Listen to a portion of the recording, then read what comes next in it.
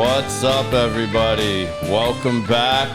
Sorry for the little hiatus and the late show start, but we got everything rocking and rolling now, so we're back in full force. And want you all to give a big warm welcome to our guest this week, good friend of mine, JJ. What's up, my man? How are you, bub? I'm good, man. It's been a minute. It's been a minute. It's been a minute. Before you had this whole beard. Yeah. I had a shorter one like you for a long time, and then I had just the goatee for a while. You had the shorter one, the goatee. Yeah, exactly right. I was gonna say it's been a minute since we've actually got to hang out. Well, how you been, man? I've been all right. The economy sucks. Yes, the economy does suck, and for those of you that don't know, JJ. I'd put JJ in the serial entrepreneur category. That's exactly what I am.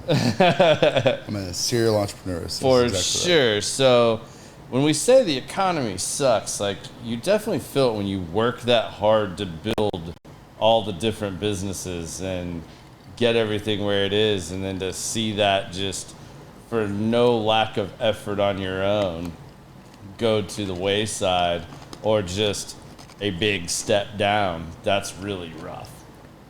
It's depressing. It is. You sit there and you question yourself, and I'm really hard on myself. And so when that happens, which has happened, I go into this mode where I start thinking like, what did I do? How did I get here? What did I do wrong? Where do I need to change things? Blah, blah, blah. And then I look around and I go, it's not just me. I didn't change anything that I was doing. I was very successful. I'm still successful, but not at the same rate I was. Yeah. So I had to close down a couple of my businesses because it didn't make sense running them in the meantime. So I'm hoping to pick those back up, hopefully when this clown is out of office. I couldn't agree more. But so for those of you who don't know, JJ, let's see. We'll start with fast four wheels. Mm-hmm. It's fast four wheels, and that's full automotive. Whatever your automotive needs are, whether it's auto body, motor, suspension, transmission, whatever, he's got full service there. He's got the towing too, and we'll tell that story because that's actually how we met. And then he's also the owner of Fat Shack. Plano. In Plano. The Plano franchise I own. So...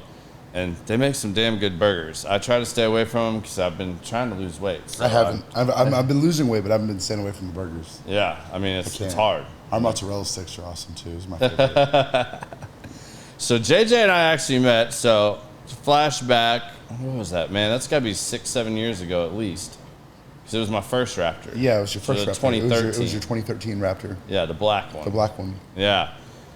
My wife and I are on the way to a Cowboys game, literally going down the tollway, and my truck dies right at Costco, right as I'm getting on the George Bush ramp.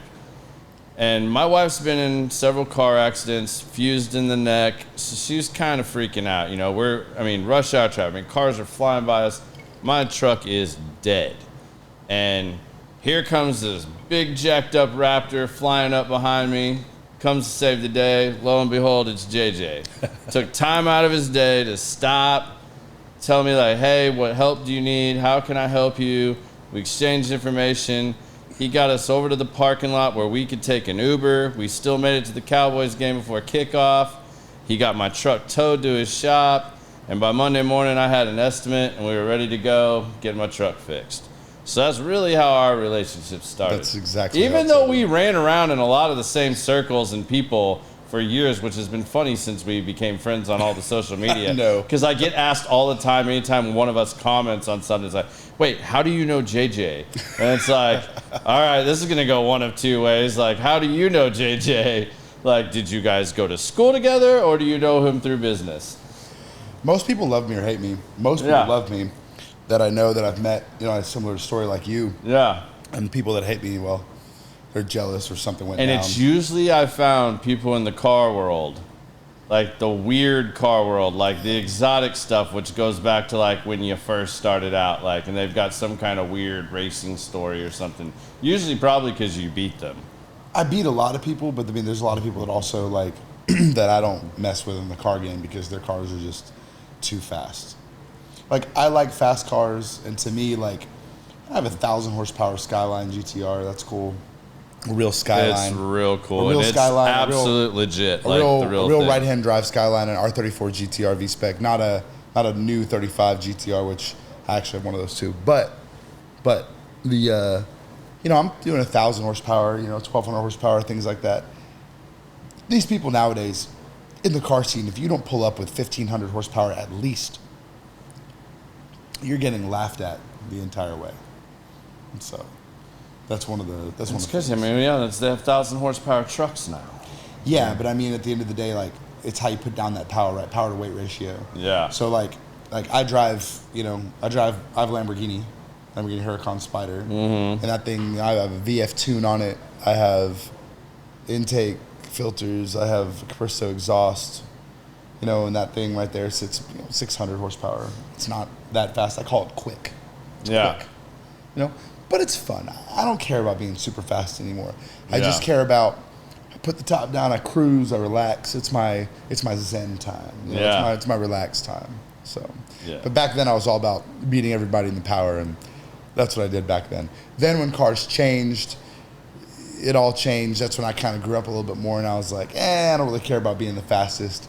I'm going to invest money in real estate. I'm going to buy a storage facility. I'm going to buy some more rent houses. I'm not going to turn around and I'm going to buy some more tow trucks. I'm not going to buy another car. Yeah. So, because you were like up to what, like a fleet of like 6 really badass cars? I have 17 cars. 17. Okay, so I've missed several. But, I mean, that's all my vehicles. Yeah. So I have a couple work vehicles in there that aren't cool. Right. But like, I got like 5, 6, 7 nice cars. There's 6 or 7 is what I'm referring to are the ones that like you go riding around in. 100%, all the time. Yeah. Plus my motorcycle. Yeah. I still have it. Yeah. I couldn't do a motorcycle, and not in this state, man. I love bikes, but just not in Texas, man. It's just too much. Not now in Texas. Yeah. We used to be able to in Texas. So all these people from California started coming over here.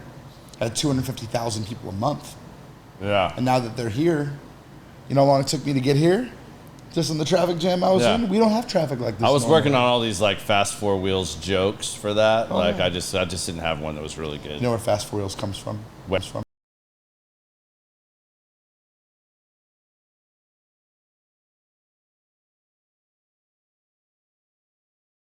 My mom said, "What's fast in his 4 wheels?" I said, "Done. Fast 4 wheels." I said, "That's the name." That's awesome.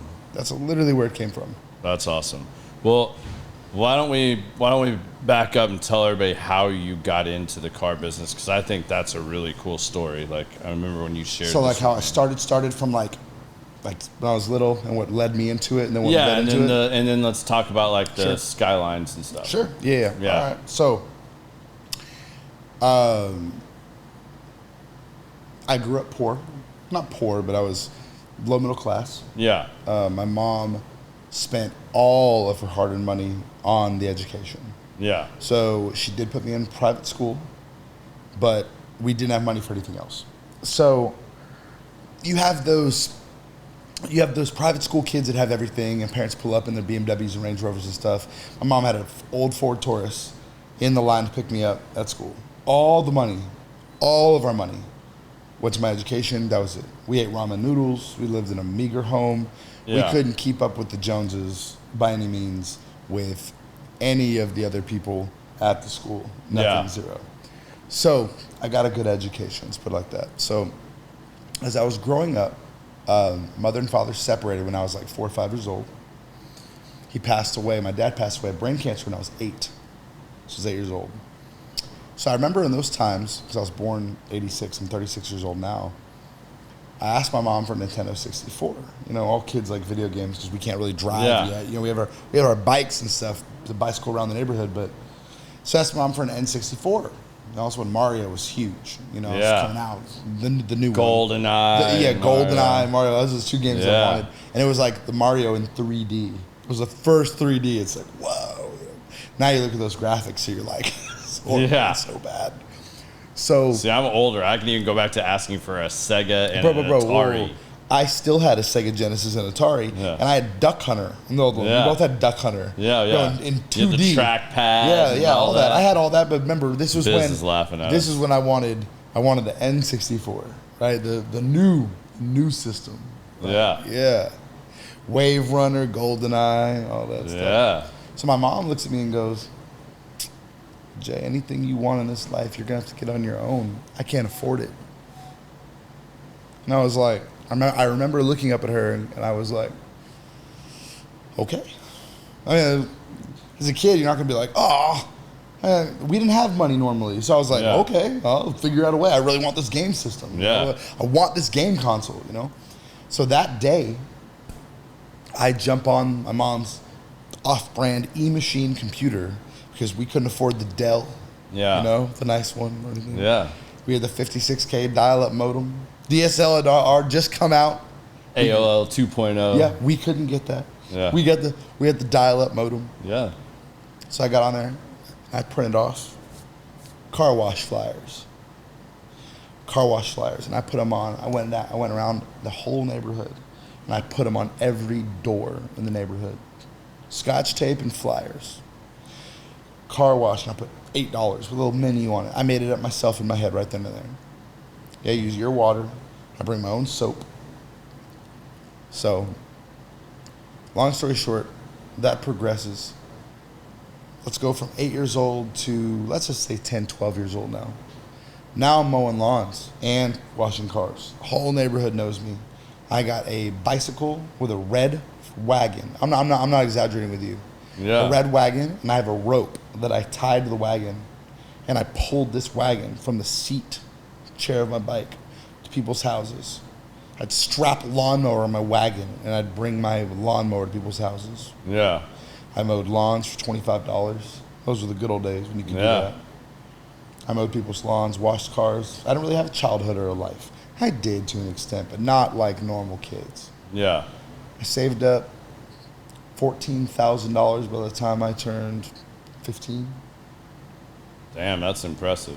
Stole my mom's car when she wasn't around. She had a Buick Regal at this point in life. Took my buddies on the weekend. We drive to Ardmore, Oklahoma.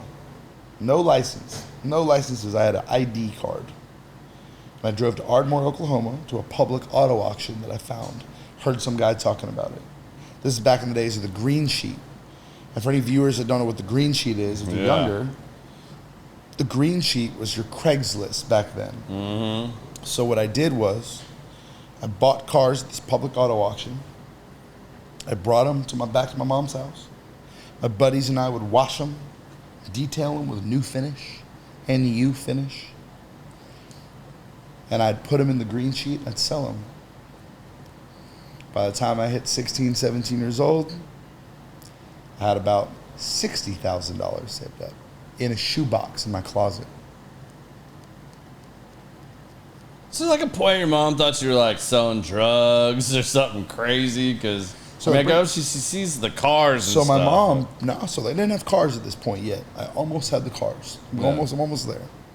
So at this point, I have a lot of connections in the car world, right? I'm buying and selling cars when I'm 14, 15, 16 years old now. I'm buying and selling cars, bringing cars from the auction, selling them. My mom finds this shoebox. It was in a shoebox with another shoebox on top of it, with then shoes in it. My mom was cleaning crap out of this closet that I had. She had her old crap in there anyway. Yeah. Dumps my shoebox over and there's nothing but money everywhere. So I get home, my mom is counting money on my bed. And I walk in, I'm like, what are you doing? She's like, where did you get all this money? I'm like, don't touch my money. It's my money. I've saved since 8 years old. I have plans with that money. Don't touch that money. So I told her, she asked me if I was selling drugs. She asked me what I was doing and everything. And I'll be honest with you, man, to this day, not a lot of people can say this. I haven't touched a drug in my whole life. Nothing. I've never tried weed, nothing. So something that I knew I needed to stay away from because I have an addictive personality. Yeah. If I like Closet as a woman, I drink it all the time, hint, hint. Yeah. If I like cigars, I'm going to smoke them. So I was like, I'm just going to stay away from drugs. because I heard people say they're awesome. So I stay away from drugs. Yeah. So I'm making connections in the car world, and I hear about this guy named Sammy. He's located at Northwest Highway and 35. And he has this Skyline. I'm like, ooh, I know what that is. I know what Skylines are. A lot of people don't know what Skylines yet. Fast and Furious has not come out yet. Yeah. We're close. Yeah, it's coming. It's coming. It's almost there, but people don't know about Skylines. You do in Japan, you do all over. You know, if you're a real tuner kid, a real racer, you know what Skylines are.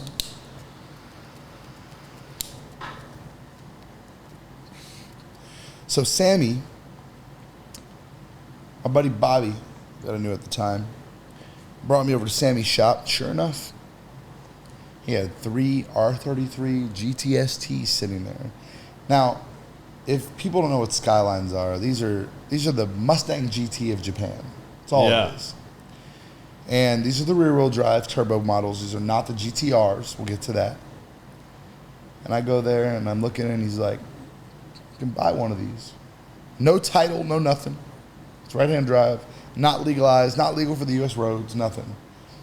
So I made a deal with him, got that first Skyline for $14,700 with the work-equipped Super Chrome wheels that I wanted. Put some nice rims on. So I brought that Skyline home. My mom's house, put it in the garage. Mom was pissed off I bought this car I couldn't do anything with, but it was my money. My money. So, now I took this Skyline to car shows. No one else had a Skyline. I like to be different. I like to be unique. Yeah. You know? I don't have a Submariner. I have a Deep Sea. Everyone has a Submariner. I bought the Deep Sea. You know? So, I was like, started bringing the Skyline that I had to shows. Now I got crowds of people around this car. Where the hell did you get that? How did you get that? Obviously, it's not from here. It's right-hand drive. How'd you get that here? Well, I knew there was a guy that Sammy knew that brought him in. And Bobby and Sammy, my buddy, talked. Bobby told me, yeah, the guy's name's Krim, Solar Imports. And I said, so I found through the car scene who this guy Krim was. So I went directly to the source, and I said, man, you're bringing in these Skylines? He's like, yeah. I got to bring them in as parts. I can't bring them as whole cars. That's what I heard. That's the only way you can do them. You had to piece them up. That was back in the day. Right. That was back in the day. Right. So he brought in a rolling chassis in one container and engines in another. And you got to put them together when you get here. Yep. Totally technically illegal, but it's a loophole. So it's a legal loophole. So I bought this Skyline. And then at this time, there was a guy named Wasabi Racing. Chris Mihalovich owned Wasabi Racing. This is a grown man. I'm 16 years old. This grown man is offering to trade me this 2004 or 04. Yeah. I'm like 17 years old maybe. Wants to trade me this brand new STI. It's all souped up, full bolt-ons for my Skyline. No title. Like, you want to trade me a $40,000 car with mods for this car I got for $16,000 or $14,000? No. Sounds too good to be true. No, I'm not going to do that. But I can get you one. That's what I said to him. Fast Four Wheels JDM Importing was born. That day, that time. So then word got around, whoa, JJ, you said you could get Chris a Skyline. I said, I can get you a Skyline too. How much? I said, 20 grand. Had a few people pony up the dough, 20 grand. I called Krim. I was like, yo, Krim, how many ghost cars you got? He's like, well, I just got 4. It came off the truck today. I was like, came off the container today, off the truck. I was like, cool, I'll go ahead and take 2. Well, I brought him the freaking $12,000 he wanted them for each one of them. He made money. Turned around, I made 8 grand each car. And I was like, all right. So now, what about, was there a cost for reassembly of the car and checking it out, make sure it ran right, or was that included in the 12 grand? Good question. Car came in like a used car. just like a used car. So I started that service. So now I hook up with my boy, shout out to German at GS Motorsports in Irving, okay? Who I'm still very close friends with to this day, very close friends with German. I love German. Love you to death, German. German took over every car that I got in. Immediately, I had the semi-truck the transporters start dropping Skylines off at Germans. They didn't come to my house anymore. They didn't come to me. I sent them to 305 North Delaware in Irving, Texas. So I know the address. I know German's number by heart. Dropped them off there. Every one, he serviced fluids, checked them out, fixed them, made sure they were good, gave it back to me, and I had them sold. So now it came down to people bought these cars, but I got a couple people that were like, I would want to buy one, but I want to drive it on the road. And, you know, me being me, I went ahead and drove it on the road regardless if it had a tag or not, because that's just kind of who I am. Or I took a tag from my other car and I threw it on my Skyline, which was totally illegal at the time, but things were a lot relaxed back then, you know, and I didn't know really the grave danger that I was in with no insurance, no nothing at the time. So I now had to figure out how the hell to get these cars legal for the U.S. roads. Yeah, I see your face. How did you do that, JJ? How did you get that done? Well, I got it done. I started what's called state titling these cars in states that you could do it in. So now, when I got the cars in Texas, my buddies that I told you that jumped in the car with me, no license, and went to Oklahoma, now they jumped in the cars with me and we caravanned at nighttime to Mississippi, where you could get what's called a VIN verification on a car, as long as it had signals, headlights, horn, lights, and they'd issue it a title. So they took the chassis number, stick it on a title, you pay the fee, as long as you had a residency there, which I got a residency there, no problem, quickly. Titled the cars, drove them back legally. Then I sold them with a title. Now I charge another 10 grand. So I made, I don't know, I'm giving you a free game on the numbers here. Yeah, you're making 20 grand a car at least. I was making 10 to 20,000 a car. Now, I'm 19 years old. I've just sold 52 cars in that year. I've made $1.4 million. So now I'm 19. I moved out of my mom's house when I was 17. I got an apartment. My mom and I weren't really getting along. She wanted me to put all my money into retirement. Remember, my mother's older. She had me when she was 42. I have an older sister that's 17 years older than me, who became a litigation attorney, NYU law, so I had a big shadow film. I'm the black sheep of the family, always have been, always will be. Sister's smart, mom's smart. So I think there's an argument to be made here. I'm smart too, but I mean, yeah. Still, I'm not book smart like that. I hated school. Yeah. I was rebellious. But it's okay because I was making money. Yeah. Stacking bread. I mean, school's not for everybody. It's not for everybody. And there's ways to be very successful, as you're proving right here, right now, with taking a little bit of common sense and going after something you're passionate about. This is a master class right now. This is a master class. Wait till we get into real estate, taxes, and debt, because I'm not there yet. Then it becomes a master class. But, so what I did was, I started making that money, all right? I'm 19, 20 years old, and I say, I don't need to be renting an apartment anymore. I need to buy a house. My mom told me to buy a house. I said, all right, yes, Mom. Good piece of advice. So I turn around, stick $24,000 down on a $174,000 red brick home in West Plano. Remember, West Plano is just a suburb. This is 2007 now. Cheap. So I go and buy this little 2,000 square foot red brick home. I only bought it because it had a sliding gate in the back and a driveway. The house had these like subway tile with green and white tile countertops and these nasty cabinets and nasty light wood floor. It was linoleum. But you're a 19-year-old kid with your own house. But I'm a 19-year-old with my own house. So now, let's fast forward. I have an Escalade on 26s. I was the first one with 26s in Dallas, Texas, on an Escalade. First one. I had that. I had an NSX, Champion White NSX. What year? 91. I'll show you a Yeah. picture when we get done. I told you you were going to lose your mind on this Champion one, white Biz. in a sec. So keep in mind, Champion white, they only made 200 Champion white. Yeah, no. So I got that car on trade, plus my Escalade and my Busa, for an R34 GTR that I sold to a guy named Tex in Longview, Texas, plus a cashier's check, $55,000. Man. So I was racking in the money, bringing in cars. Now I'm bringing in cars via California. I got a new connect now. So I'm flying out to LA. By the way, I was in high school, guys. Yeah. I almost absence failed W.T. White High School. So let's go back to my school real quick. So I was in private school. Yeah. This is where we have a lot of mutual friends. I was in private school.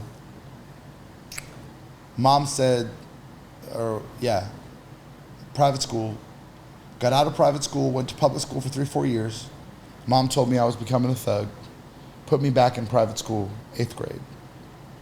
So 8th to 11th grade, I was at Lutheran High School, Dallas. I hated that school, and I hated the people there. And I hope one day they see this podcast and know that I dislike that school, everything about that school and everything, because I don't respect any of them. Some of the people that I met there were good, very few. Other than that, don't respect anybody there. Didn't learn a lot there, to be honest with you. So, went to W.T. White in 11th grade. I withdrew myself from school when I was in 11th grade because I was missing too many days. Wasn't doing my work. So they gave me all these ultimatums. So I said, I'm not coming back. You get your winter break in December. I said, I'm not going back to that school. Took 2 months off. Mom was telling me every day I need to enroll in school. I need to get in school. Finally, I knew I didn't want to be a dropout. I just didn't want to be a dropout. And I was like, all right, I'll get back in school. She enrolls me in W.T. White High School. I go there. I absence fail. Teachers know I'm smart, love me, respect me, made some friends at that school. I absence fail because I'm going back and forth to LA. I'm making car deals. I spent $109,000 on cars that I'm about to make $300,000-$400,000 on. So I need to go there, get these cars, put them on a semi-truck, make the deal, which I did, flew home, started get back in high school doing my stuff. Nobody knew how old I was. They assumed I just had a baby face that looked young. I was young. Making deals in LA. Would come back, bought a Chrysler 300 right in 05 when they came out. In 04, I had a 05 Chrysler 300C. Yeah. I parked that bitch right next to the fucking principal's car in the teacher parking lot of W.T. White because I don't want everybody to mess my shit up, right? So they call me into school one day and she goes, I'm sorry, you can't come back here. Love you, JJ, but you got to go to Texans Can Academy. I said, what's that? What's Texans Can Academy? Oh, that's that school in Farmers Branch where the police are at always because it's all the gang member kids and the pregnant girls that go there. So now I go there, and I'm not a badass. I don't know how to fight compared to these kids. I don't bring guns and knives to school like these kids. So I said, I need to buckle down, do my work, get the hell out of here. I need to get done. So it's 2005.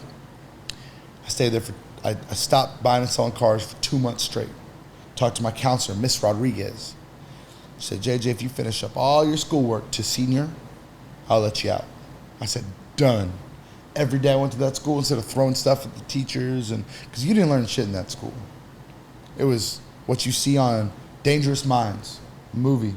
It was that 100%. I was the only white kid in there.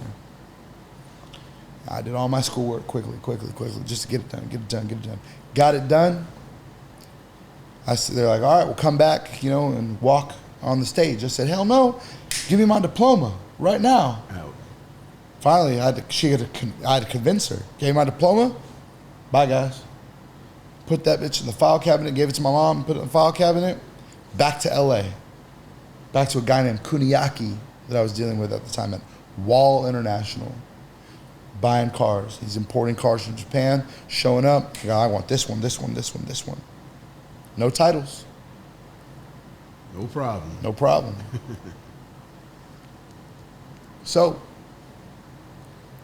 then, this guy came up that I met, that I became friends with back in the day. Maybe y'all know of him. His name's Paul Walker.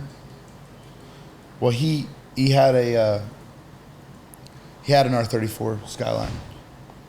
So at this point, I was 19, 20. Well, I bought one too. I had a Bayside Blue. I still have to this day a Bayside Blue R34 GTR V-Spec. It's so sweet.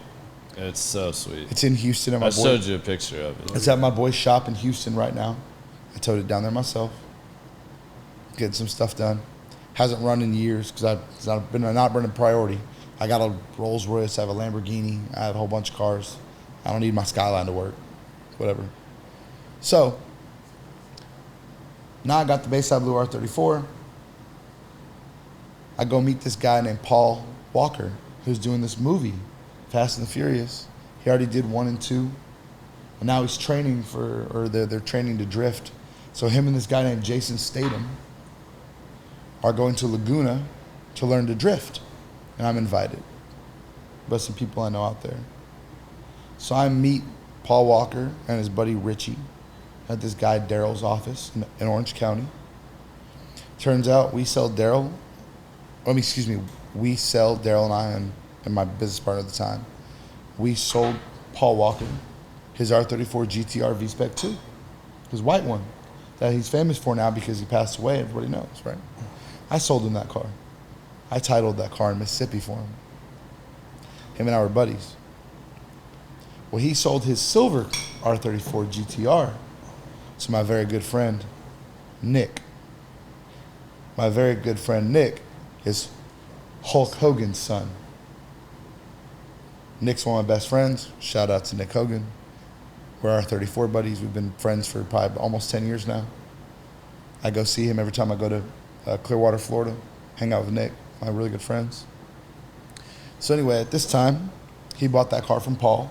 Paul got that other car from me and my business partner. And I'm known in the game of sound. Now I'm the guy to go to get Skylines. So at this point in my life, I got a big lifted Dodge truck along with my Escalade, along with my 34, sold my Chrysler 300. And I'm now traveling to go to hot import nights, every show in every city they're at. And I'm setting up a table and I'm bringing my R34 GTR and I'm putting it in the show. And people are like, where did you get this and how'd you get it? And I'm like, right here, bro. JJ Salomon, fast4wheels.com. Now people are going to my website and I'm listing every car I got on my website. You don't have these iPhones yet that you can just post and upload. So I'm taking pictures of it with my digital camera, USB drive, uploading them on my big laptop, and I'm posting them, uploading them onto my site, and I'm putting $85,000. Well, I'm buying the cars for $45,000, $50,000. I'm titling them. And the titling between us, guys, that doesn't cost very much. Yeah. So I'm making 20, 30 grand a car now. So I was the majority holder of R34 GTRs for a while in the United States. I had like 7 of them. Most people have never seen 7 R34s, and I own 7 of them. I got S15 Silvias, I got right-hand drive Supras, I got FDRX7s, I got everything. Any kind of JDM car you want. I wasn't a big Stagia guy, I wasn't a big Evo guy, but I had all of it. I had everything, all of it. Every single one. And it's funny too, if you can go back to when I was 17, I lived at Amley on Frankfurt. I took up all the guest parking spots with Skylines and Silvias and the guest parking spots. You pulled into that apartment complex to visit your buddy, you'd see my Skyline sitting there. It was crazy. I got pictures on my phone. I'll show you all of them. I'll show you everything after the show. Yeah, what's funny is a lot of people think he's bullshitting, and I can guarantee you for a fact, he ain't bullshitting about any of this. It's amazing what he accomplished from mom telling him you cannot have this N64 unless you go earn it. And he didn't just stop at the N64. Like, it built this passion in you to succeed and to create something of your own, which I think is absolutely amazing. So once I created this life that I liked, let's fast forward to the recession. Yeah. Now we get to 2008, 2009, and I got all these R34s sitting there that I have my own cash. Remember, I don't know any, right? This is the years of JJ, me. I don't know anything about OPM, other people's money. I don't know about bank loans, lines of credit. I don't know that yet. I'm using my own money, my own capital to put in all these cars. So I got all this money in these 34s, these cars, uninsured, sitting out in parking lots and garages and behind my gate at my house and stuff. And you know, I'm flipping cars. I'm paying taxes. I'm doing what I should. You know, how much Fast Four Wheels made, but you know, that's all I'm doing. So the iPhone wasn't out yet. I had a Palm 650. Remember those Palm Treos? Yeah. 650s. I had a 650 and I had the new 700. I had 2 phones. You know, I got 2 phones. Palm Pilot. So I remember the day the recession hit in 08, 09. My phone didn't wake me up in the morning. And that was weird. My phone didn't wake me up in the morning. And I thought, there's something wrong with my phone. I should have gotten so many different calls right now, and I didn't. I went straight to Sprint. I had Sprint service at the time. This was 2007, 8, right around there. And I had them ping my phone, send me all these things. I was like, something's wrong with my phone. It's not working. They're like, sir, your phone's working perfectly fine. People weren't calling anymore to buy these expensive-ass cars. Yeah. So I lost my concrete business because, like, So it just went downhill. I had this house. I was chartering planes to Las Vegas with my friends. I had sushi and donuts in the plane. Flying. Sushi and donuts. I'd have That's girls. So JJ. I'd have girls with me. I have a little entourage, my friends. This is back in the day where I only wore collared Gucci shirts, Prada shirts. I had a Jacob The World Is Yours watch because Jeezy said it in Trap Star, that song. I had TRPSTR on the back of my Escalade with my 26s. I had to, everywhere. I had bottles every weekend at Mantis and Cameo, the clubs back in the day on Main Street. Emile. I don't even think Emile knew that I was underage at the time, but it didn't matter. I had all this, I had wads of money. All these girls would pile out of my Escalade, pile in and out of my Escalade to go into the club, and I had tables. But I didn't want my lifestyle to stop. Who would? It was amazing. It was amazing. It was so much fun. So I was like, nah, this will blow over. This will blow over. Well, my account went from $900,000 cash liquid in it and all my cars sitting outside to still the cars sitting outside, no one's buying them, to $136,000. I remember the day my account hit 136, and I was like, oh my God, I'm almost out of money. That to me, like, you know, 6 figures in the bank. You know, doing this, like, what do you have? You don't have anything. So I almost couldn't buy cars anymore, you know, because I'd spend $100,000 on cars like that. And then my money would be replenishing all the time. So for the first time in my life, I got down to my house was in foreclosure.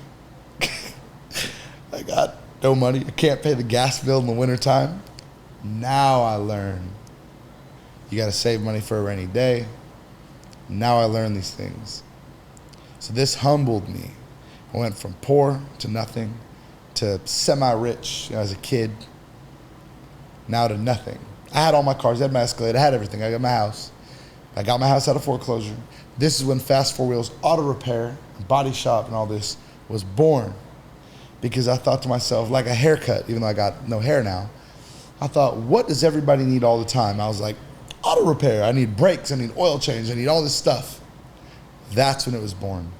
So I took the rest of the money that I had, opened an auto shop immediately, started being my own service advisor because I knew about cars. That's where I went down that road. Things picked back up, 2011. I started selling cars again. I sold those cars for, not a loss, but got my money out of them. But then I was like, man, I can't just rely on one business anymore. I got to diversify. So now I was like, man, it would be great if I had another house and I could rent it out. So up and came buying rent houses. So that's how that real estate part of my life was born. That wintertime of 2010 in Dallas was a horrible winter. We had a summer like we did this year, 110 degrees. We had a horrible winter with ice and all that stuff. That winter, I couldn't turn the gas on in my house because I had gone 3 months and it came at $1,000, and then they cut it off and I needed to pay it $1,000 before anything. I didn't have the money. So me and my 2 dogs would cuddle up, and I had a space heater that was electric, and I'd heat up my room at nighttime. My house was at 57 degrees. It was horrible. Cool. And I told myself I will never be in this position again where I can't pay my bills. Living a lavish lifestyle, can't pay my bills. No, that's a pretty hard gut check. I mean, when you go from flying in private planes to Vegas and Cali and you're just partying and bottle service and everything else, and you have all these amazing cars. I don't think I'll ever do bottle service again because I'm burned out. I bought so many bottles, I don't even care anymore. Once in a blue moon, I go to Vegas or something, maybe I'll get a bottle with my friends and stuff, but I don't care about that stuff anymore. Yeah. Like, I wear a classic Rolex now. I don't care about that big diamond. I'd have paid $86,000 for that watch.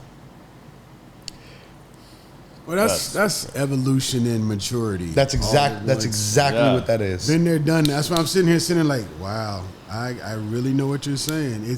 But you know, one thing is to go through it, to learn from it. You know what not to do. You have to go through it. Yes. To learn. You would not And know. it's someone that's only high school educated, like myself. Like, you know, I see that. I did some quad C. But I'm saying, like, I mean, like, you didn't, you know, you're not like some Ivy Leaguer or something like that. Like, School you of talked Hard about Knocks. and you talked about your sister who went down that path.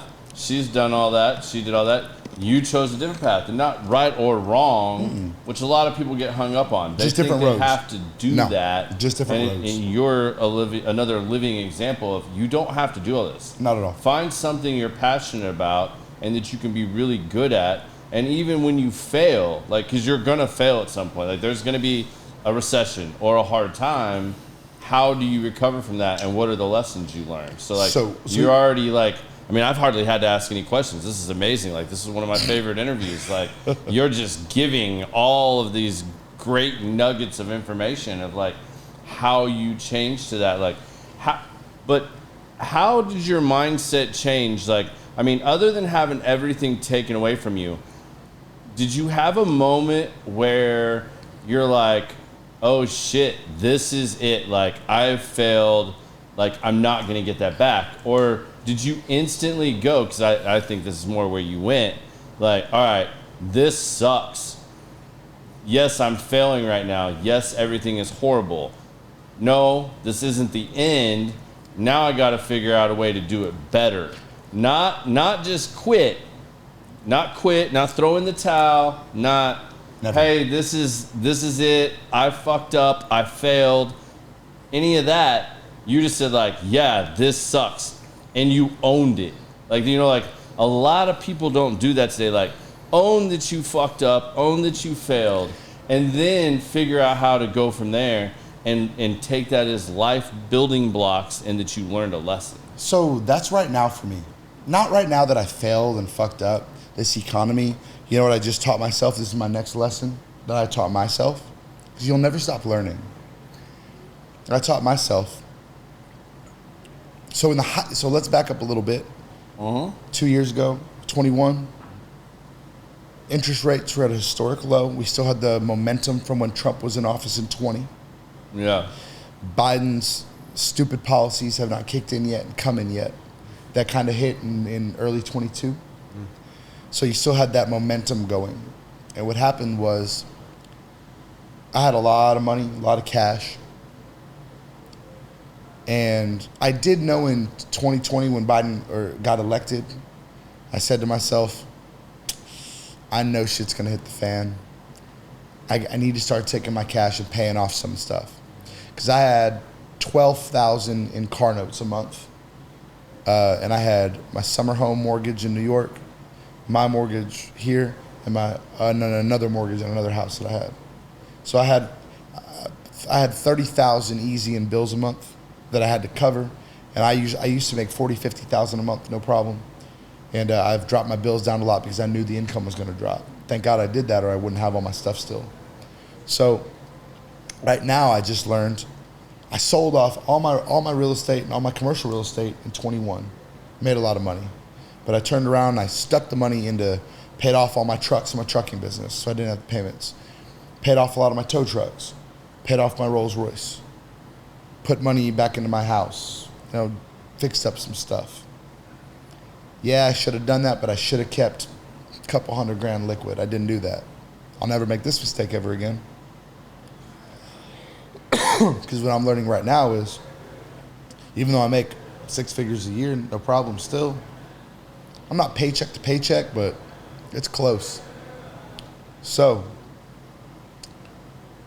I learned now that I should have cashed out and put the money back into real estate when it was low and kept rolling to get the income, to have the passive income now, and I didn't do that. So it's all right. I have other investments. Other money's coming back to me end of this year or next year. Excuse me. And so when it does, first thing I'm doing is buying more houses and another storage unit, another storage facility. So that's literally, I've been looking at storage facilities, looking at them. I'm putting a fund together right now, other people's money and my own, to jump back in it. And I know now what to keep, what not to keep. Second lesson, second recession. Now I'm bulletproof. Now I know what to do. Now I know where to diversify and what to do. So.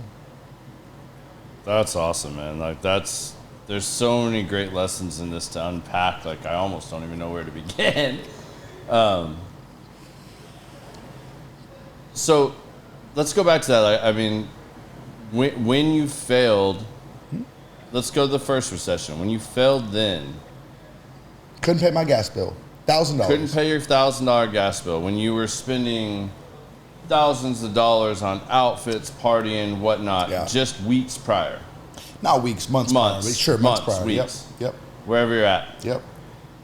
How did you maintain the mentality of not being this is it and throwing in the towel and going and getting a 9-to-5 or doing any of these other things that a lot of people would do to say, no, I'm just going to buckle down and figure this out? So there's nothing wrong with at that point going and getting a 9-to-5, and I probably should have done that. I should have gone out and got a 9-to-5 right then and there, part-time or something, just to have some money coming in, like my groceries coming in, something like that. But I didn't do that. Instead, like at that point, I had trucks, I had different things, I had assets that I could use to make money. Now, if you don't have those assets or things like that to make money, just turn around and go grab a 9-to-5 and just know, like, it's not game over until you stop trying. So like, even right now that I'm down right now from what I was, when this all happened with Biden, the second Biden got in office, and our fuel in the towing community and the trucking community, our fuel went up by 2 times. I had one of my drivers called me and said, hey, filled up the truck, cool. When are we getting our paychecks? I said, tomorrow, Friday. Cool. That next day, I owed my driver $1,057, and the deposit into the business account from the trucking business was $26 and change. That's when I called all my guys and I said, guys, I'm sorry to say, park the trucks. We're done. That's why if you look at the news right now, Yellow, that big company, 109 years they've been in business in trucking, they just went out of business.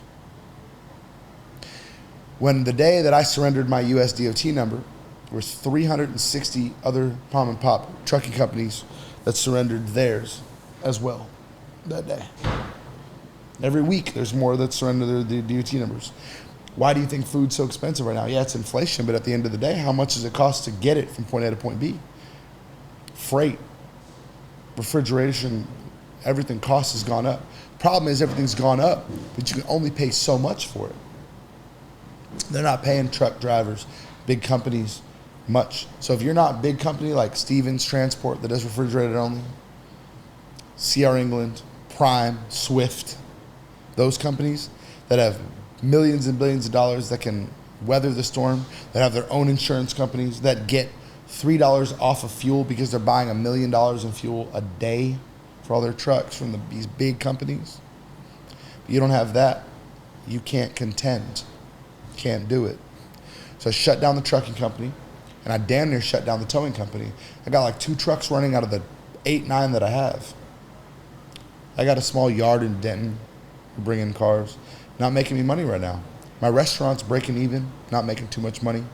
I bought that because all my other businesses were flowing so well that I could break even on the restaurant. Because with certain businesses that you buy that are new, and if people don't understand business, you usually on a business like that, year 4 is your profit, is when you're profitable. You got all your loans taken care of, You got everything paid off and you're still using all your equipment. Right now, I still got my restaurant.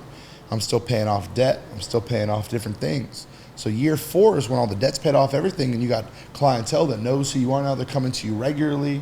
You're known in the area and everything. So don't get me wrong, Fat Shack's awesome, but like at the end of the day, we're not sitting here making bukus of money. So right now, I'm making very little money opposed to what I was making. So it's a good thing that I think 2020, 2021, I said, I need to get some of my bills, my expenses down. Because if I didn't, I'd have to sell my Rolls Royce. I'd have to sell my Lamborghini. I'd have had to sell my big badass house and all that stuff. So I was smart, but I didn't have enough to do what I wanted to do and maintain the lifestyle that I have. So I've had to cut corners here and there. A lot of my rich friends that are, make me look poor, they've had to cut some corners here and there. Overall, I go to this Korean barbecue spot in Frisco called Jen. You heard of Jen? I've heard of it. I see you post about it all the time. I go to Korean barbecue all the time. I'm a huge foodie. It's one of my things. I travel to eat. I love food. I love to eat different things, different genres of food. They're down 13% this year, 13%. And he's doing an IPO. He's about to go public with his company, Mr. Kim. About to go public. Can't go public this year because everything's down. So a lot of things are going on right now in this economy, in this world. It's crazy. You just got to weather the storm, and you got to know that it's going to get better. And if it doesn't get better, you have to change like a chameleon what you're doing in order to fit what's going on. So, for instance, I look at other business opportunities every day. You're going to change industries. It's all good. I got a buddy that does insurance. He's like, JJ, you know so many people, so many people with money. I need you to help. I need you to get insurance licensed and help me sell annuities, life insurance, blah, blah. I said, all right, Ty, I'll go ahead and do that, my buddy Ty. So I partnered with Ty. I got my insurance license recently, and I'm helping him gather people that are doing annuities or doing life insurance, learning that business. Doesn't mean I'm going to stop with my auto repair business. Doesn't mean I'm going to stop body shop. Doesn't mean I'm going to stop my exotic rental business. I do that too. I do exotic rentals. Those are down, super down. Who's paying $1,500 to rent Lamborghinis right now? Not my Lamborghini. We have other Lamborghinis that I own as well that we do with, right? But everything's down right now. So you have to adapt to what's going on. The people that, like you said earlier, when you said to me, how did you not just throw in the towel and quit? I didn't. Instead of quitting, I had to shift. I had to adapt. I had to move. Yeah. Right? So that's what it's about. It's all about that. Being in business is like that. Your economic trends, they change, right? They change. If you learn anything, study macroeconomics, right? Figure out the trends, figure out the change. Talk to people that are older. A lot of my friends, I'm 36, a lot of my friends are 60, 50, 60. They tell me, this is exactly what happened in the 70s. This is exactly what happened in the 70s. We're doing it again. They know what to do. They remember this. They said, oh yeah. We did this already.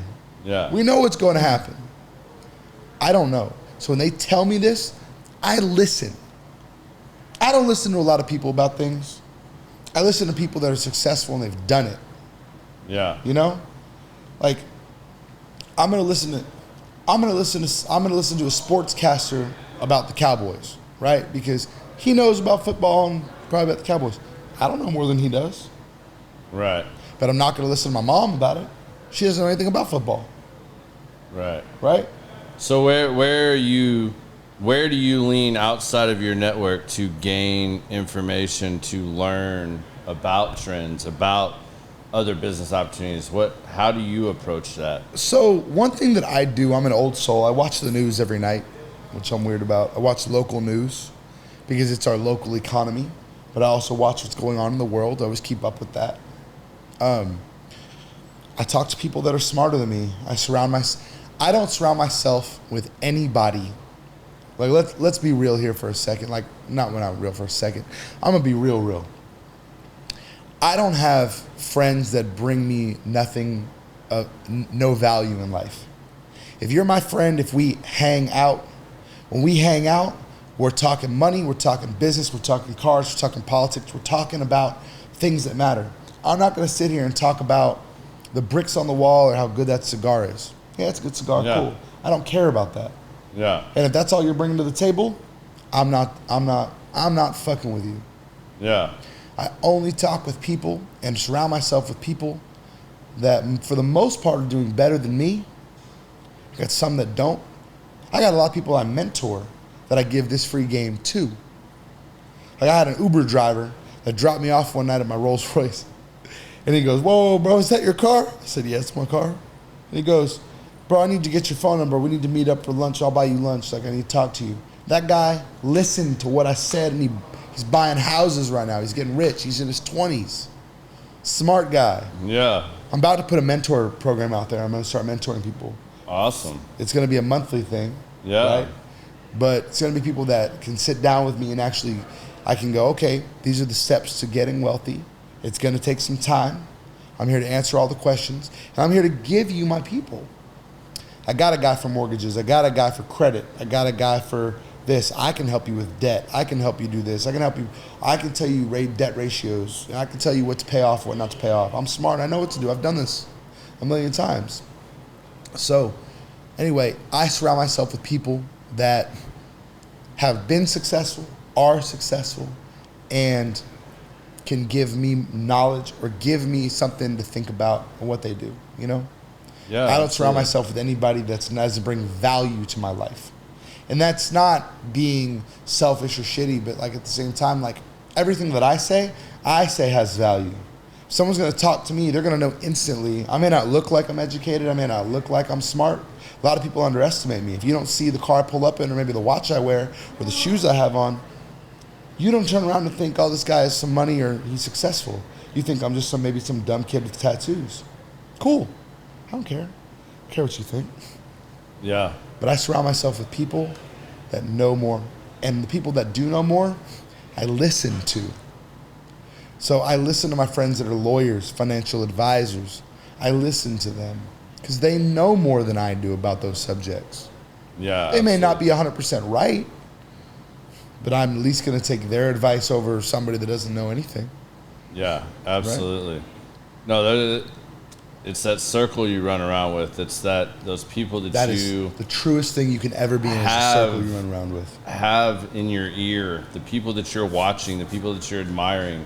Yep. Like, don't just sit and look at your fucking Facebook and your Instagram and, oh, that person has this, because you don't know what that person went through. Social media is the biggest lie in the world. Yeah. You have all these people that try to promote them that they're happy when they're not, and they try to promote that they're better and successful to people that they hate. If you look at my social media, there's some stuff on there that shows a couple of my cars, a couple of my stuff, but I don't post a lot. I have stories of like what I do and like what I do and stuff like that, but I don't turn around and put my entire life on social media. Y'all know about Pop Smoke? You know Pop Smoke is the rapper? Yep. So I'm in the music industry too. I rap. I have music. I'll be on Spotify this year actually. All my music's coming out this year. One of my good friends is DJ Paul 36 Mafia. He's a legend. Everybody knows 36 Mafia. Paul's a good friend of mine. And Computer, who's their DJ, he's one of my best friends. And they got me into the music scene industry, and I have their people and stuff. And Pop Smoke put his whole life on social media. If you look back and see why Pop Smoke, like the reason why he got killed, he got robbed. So he was in a brand new Range Rover posting money. He got followed in LA back to his house, the Airbnb he was staying at, and he got killed. I don't put my life on social media. If I'm going on vacation, I'll post the vacation photos when I get home. After.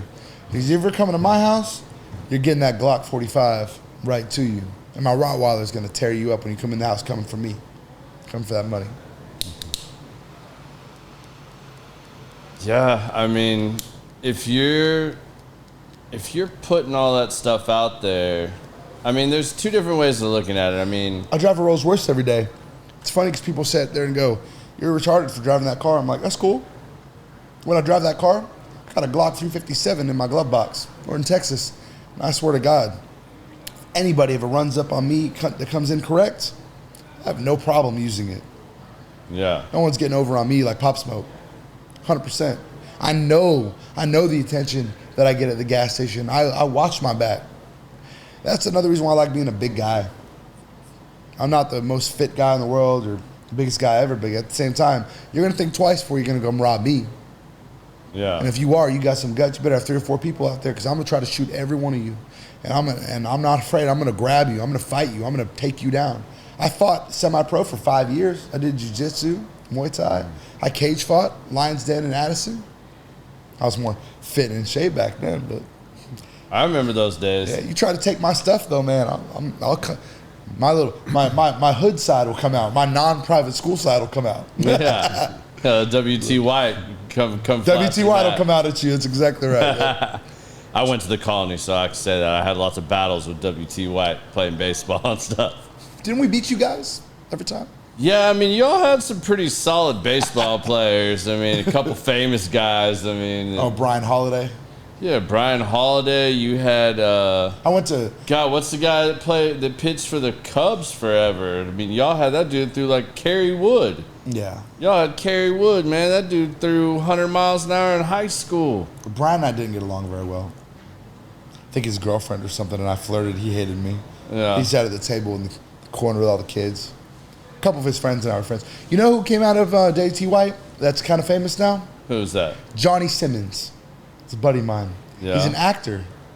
He was in Evan Almighty, the oldest son. He was in Megan's Body, the movie. Okay. Johnny Simmons, that's my buddy. That's crazy. I'm proud of That's Johnny. cool, man. Proud of Johnny. So what do you see if you're still doing cars now? Because What'd you he's say, sir? alluding to it. I'm a car. No. You gotta speak So- up because this fan Say over that here. again. Oh, is- I can hear myself, but y'all can hear me. So, in the world of cars and things like that, in this economy, and in the way people look at cars, chip shortages, all this other stuff, Yep. has that pretty much come to a halt right now? So the chip shortage, man, we're kind of back on track with that. Anytime you get behind, right? Think about it. We got what? Let's look at it like this, right? Anytime you get back, let's say you get behind on money. How fast do you get behind on bills, right? You can get behind on bills in 1 month, right? Oh yeah, And it takes you 6 months to a year to climb out of that hole, right? correct. Same thing with that chip shortage. Took us what, 6 months a year to get behind? Gonna take us 2-3 years to catch up. Right. We're at what, the 2-year mark now? Yep. We got another about a year to go, and we'll be right back there. I was able the to sell car- my car because of that. I went to go get an oil change, and they looked at me and looked at all the shit that I did to my car, and it was like, "Would you sell that?" I'm like, "Hell no, this is my baby." And they You know said, why they also want you to sell it though? They want you it's not about getting a new model and them taking your car and you get a new model, because most people look at it and go, "Ooh, I can get a new car." Yeah, now you're in new debt. Now you Well, got they just wanted the car. They didn't even care about stuff. They wanted the car because They there was wanted the 3 car. cars on the lot. Of course, but also you're going to finance a new car, right? No, had another one. They just wanted the car and walked away. But their goal, not only to put your car on the lot to mark it up. They wanted to flip me into something else. Why? Interest rate. Interest rate, the finance. When you go to a car dealership to this day and you say, "I'm going to buy that Charger right there. I want that Hellcat Charger." They go, "Okay, yeah, come on, man. Come sit down at my desk." And you go, "How much is it?" $90,000. "I want to pay cash." They're like, They don't want that. "If I pay cash, you get a better deal, right?" They're like, "No." That used to be the way it was. Now it's not. They want the interest rate, the points. They'll say, "We'll give you a better deal if you finance it." Why?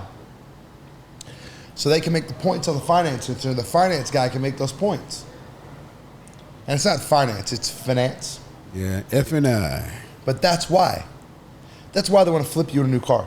Yes, partially because of the chip shortage. It was for that reason.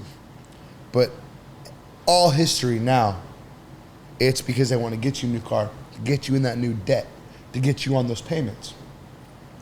Most people don't turn around and go, "When I get my car paid off, I'm going to keep it." Some people do. And if so, they're going to keep it for 6 months, a year, and they go, "Ooh, I want to get me a new car." New car, new debt. Now you got new debt. "I want a new Rolls Royce Ghost." I have a 2016 Rolls Royce Ghost. I've had that car for 5 years. I love that car. I don't want a new Rolls Royce payment. I'm not buying a new Ghost for another probably a year or two. So I get out of all this economy crap. We start going up again instead of decline again. Then I'll get one. And am I going to buy it cash? No. Why would you do that? Cash flow. You're going to sink money into something that's going to depreciate? That's stupid. It's dumb. I'm going to take my cash and I'm going to put it down on some houses. See, the difference in the mind is this. Everybody wants a Range Rover, a Rolls Royce, whatever it is. Let's say you want a Range Rover. It's more realistic. I buy a Range Rover for tax reasons, and I buy a Range Rover because I can turn around and I can finance this car, and it's going to go down in value, and I don't have all this money tied up in it. I'm going to take that money and I'm going to buy 3 houses. Those 3 houses are going to produce income. I'm going to buy the Range Rover, put it in that LLC's name that I have. So now I got no tax on that I'm going to make off these houses that year, and the houses are going to pay for my Range Rover. Do you want me to explain that? Yeah, explain it for people so that everybody really understands what you're doing here. So It's not just a Range Rover because it's a weight class. Correct. It's called 6,000. accelerated depreciation. If it's over 6,000 pounds, you can take the cost of that vehicle, not what you put down on it. The total cost of the vehicle you can use in that year, that whole year, for that fiscal year, that tax year. So I buy a Range Rover every couple of years because I got to write off taxes.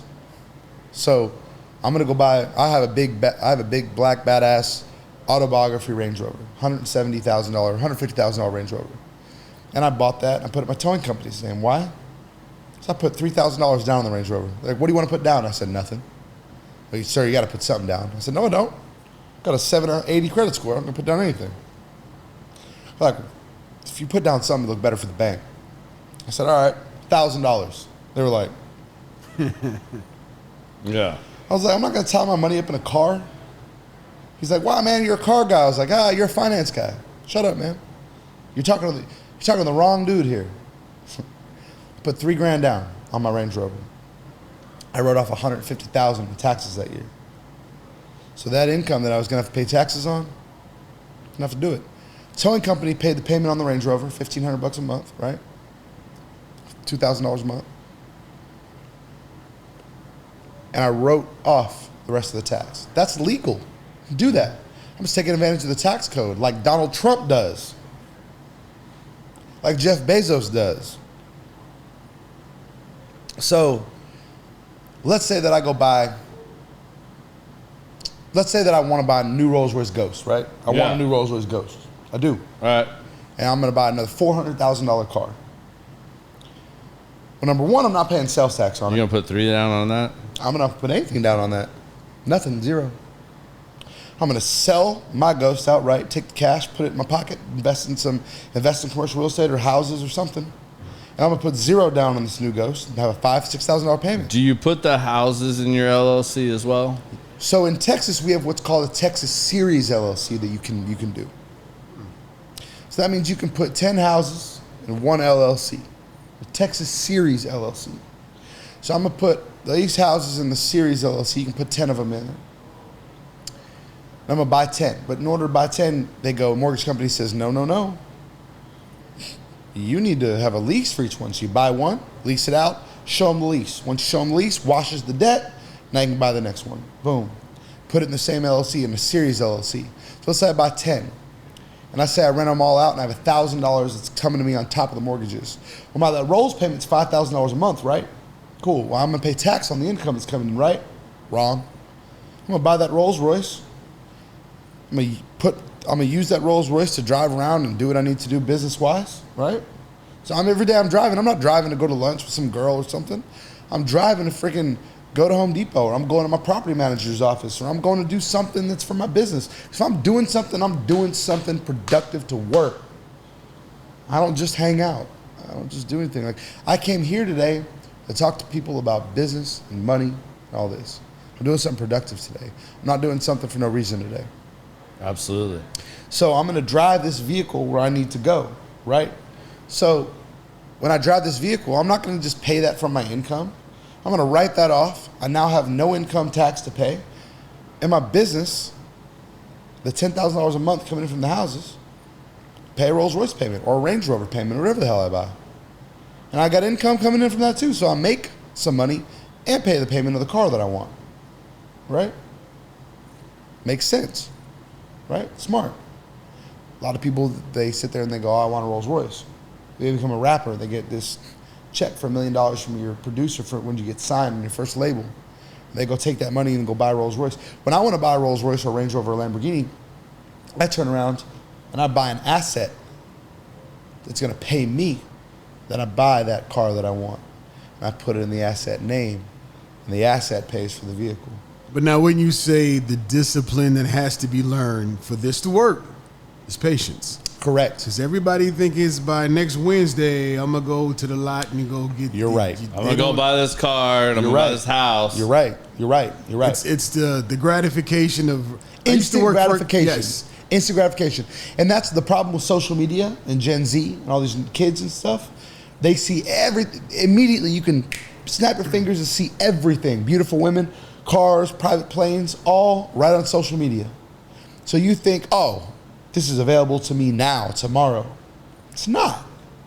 Buy the asset, get it working. It can be as quick as 6 months if you do your homework. Talk to a guy like me. Buy a mentor program like a guy like me that can set you up on what to do. So once you have 3-4 houses, you have that passive income, and you still have your day job, which is no shame in that game. You can now afford the car that you want. Now, if you want to get real smart, don't buy that car you want. Take that money that's coming in, buy another asset. Then you leverage the assets you have, right? Pull the equity out of them. Take that money, buy another asset, then buy a car. I got a friend named Brett Tibbetts. And he's a newer friend of mine. I don't know him super well. But he has storage facilities, just 3 of them. He went from 1 to now 3. And he just bought his wife an F8 Ferrari, bought himself a Lamborghini Aventador SVJ, and he's building his dream house right now. You know why? He's an older guy. He did it right. Took a little bit. Did it right. Only took him a couple years. What's a couple years for the rest of your life? What is a couple years for the rest of your life? Another thing too is, let's go back to when I lived in that red brick house, right? So that red brick house, I lived in that house for 12 years till 2018. It took me to 2018 to buy $1 million home, $1 million+ home. I had a Lamborghini, an SL63, an S63, a Raptor, all my other cars that I had too, my Skylines, all my other stuff. And one day I came home and I was like, I'm living in this red brick house and I got a Lambo, 2 Mercedes, AMG Mercedes, this Raptor, payments on everything, a mortgage to the hills. And I got this house that you'd never see a Lambo in this neighborhood. It's time I had the house that went with the cars, right? So I want to be hood rich my whole life. So I sold the Lamborghini. I sold the SL63. I was about to sell the S63, but my girlfriend wrecked it, totaled it, while I was in New York working on one of my investment properties. I had one up there. And then I took the Raptor and I said, hey, girlfriend, I'm going to put this in your name. She said, why would you do that? So for 2 reasons. One, I'm going to build your credit so you can be an asset to me if we're going to be together in the future, so you can have good established credit. And I'll explain, remind me to tell y'all what established credit is here in a minute, okay? Gotcha. But I put the Raptor in her name. So now I am debt-free, quote unquote. I got no cars in my name, nothing. So I have a free and clear name. Paid my credit cards down, right? Got rid of all those payments. I went from driving a Lambo and an S63 every day to a 2012 Ford Focus. All my friends laughed at me. When I showed up at their house, they're like, JJ, you're in a Ford Focus. I said, wait, give me a year. When I turned around, stacked up money, took some equity out of my other house, took $100,000 in equity out of that red brick house, took $40,000 from my savings, dropped 200 grand down, or 100 grand, total 40 grand, and then I got 60 elsewhere. Put it down on my new home. Once I bought my new house, bought a new Lamborghini, got a Huracan now, bought a Rolls Royce. Now my friends are like, what the hell? How did you do that? I'm like, weren't you just making fun of me for driving this Focus? It must get worse before it gets better. A lot of people will not take their little lifestyle down for 6 months or a year to turn around and level up to the next huge step up. I'm about to do it again. When I get rid of this Ghost and I get rid of these cars, I'm probably going to pay off the house. Mm-hmm. Then go buy a new Ghost, and I'll have a new asset under my name. So let's go back to established credit real quick, right? Let's do it. So in order to have a regular established credit, there's certain key unlocks to credit. So when you buy a car, beginning, right? Let's say that you went out to buy a car tomorrow and you bought everything cash your whole life. You're going to get a shitty interest rate on a Honda Civic. You're going to get approved for 10 grand maybe at a 15%, 20% interest rate. You got to pay to play. They don't trust you yet. You're nobody. You better take that. Make 6 months of perfect on-time payments. Once you do that, you call a credit union, not a bank, a credit union, and say, hey, see my track record? I want to refi my car. I don't want to take any money out of it. I want you guys to finance it. Instead of being 15% or 20%, I want it for 8%. They're going to go, okay, we got no reason to say no to you. You've had 7 months of on-time payments. Cool. Now you go for 24 months with that Civic, that Charger, whatever the hell it is. 24 months. Your Credit Karma will ding at you and say, congratulations, you have unlocked this spree. Now you can turn around and go to the Land Rover dealership and say, I want that Range Rover Sport for 40, 50 grand. They're going to say, yes, sir. Okay. You got it. You can get it. You have 24 months of perfect payment history. You will get that car you want at 40, 50,000. Your income has to show that you can afford it. But if you can income-wise, your credit, you can do it. Now you can do it. 24 months. So I had my girl, get my Raptor in her name, 24 months, boom, unlocked it. Right then and there, turned around, I put her in an ML63 AMG, Mercedes, $57,000. I told the credit union, this is my chick, please finance her. Good recommendation. They did. Now my chick can buy any car she wants. Damn near. If your income will support it. But just because you have the income doesn't mean they're going to give you that car. The bank will finance you. Yeah, you got to have credit. Got to have the credit and the established credit. And you got to have debt, like, and do it right. You got to have what's called revolving debt. Yeah. So, like, it's funny because just recently I got turned down for something. Or I'm sorry, I didn't get turned down. My credit limit went down on a couple of my cards. And I asked, I yelled at, I yelled at my MasterCard, and I yelled at this. And I was like, why? They were like, well, you've closed all these accounts. So you haven't closed the accounts, you've been paying off debt. When you pay off debt and you stop the revolving, right? Yeah. It shows as a closed account. So that being a closed account makes your credit score drop. So I'm in the high 6s right now, and I was in the high 7s because I paid off one of my properties, I paid off the rolls, I paid off the tow truck, I paid off a few of my semi-trucks. It sucks. It's stupid how it works. Yeah. But it'll come back up as long as you keep making your other payments properly. So you got to keep revolving debt rolling too. Credit card utilization, you really ideally want under 10%. So if you have a $10,000 limit, you want under $1,000 on that card, or $1,000 or less. Most people don't live like that, so you really want under 30%. So if you have $10,000, that's $3,000 in debt. Anywhere above $5,000 is above 50%. Your utilization goes down to using more of that. Yeah. So if you want really good credit, your highest scores, you want below 30% and really below 10%. If you can get it below 10%, you can damn near buy anything you want as long as you're making your on-time payments. And pay on your minimums. If your minimum's $30, pay $35. It doesn't matter if you pay $31, $35, or if you pay $500. It only goes as a green check mark basically in the credit system that you paid above your minimum payment. Doesn't matter if it's by $1 or by $500. That's how it works. Yeah.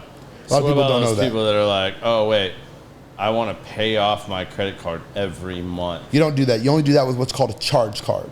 So I have an Amex Platinum card. It's hard to get an Amex Platinum card. You have no spending limit on those. They give you a spending limit if your credit's bad or whatever, blah, blah, blah. Mine has no spending limit. I can put whatever I want on that card. It's the step before a black card. They invite you for a black card depending on what you spend per month.